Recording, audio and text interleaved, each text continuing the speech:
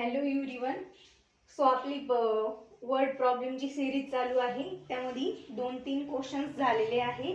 Okay, compound interest then रेशिओवर काही example झाले आहे. सो आजचे एक्झाम्पल बघा. आजचे एक्झाम्पल देखील रेशिओवरीलच आहे. सो क्वेश्चन बघा. 2 positive integers are in the ratio of 5:9. If the product of these numbers is 180 then find the greater number. म्हणजे दोन पॉझिटिव्ह इंटेजर्स दिले आहे आर इन द रेशिओ 5:9 च्या रेशिओ मध्ये दिले आहे दोन positive integer. If the product दिला आहे, product of this two numbers is 180. त्यांचा प्रोडक्ट काय आहे? 180 आहे. Okay, then find the greater number असं आपल्याला विचारलं आहे.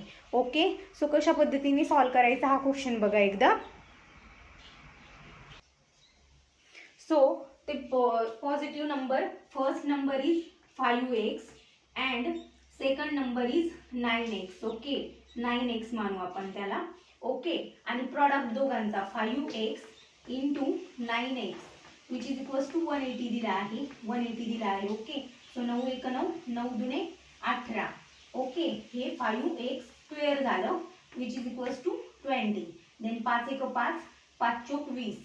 x square is equal to 4. Okay, so x is equals to 2.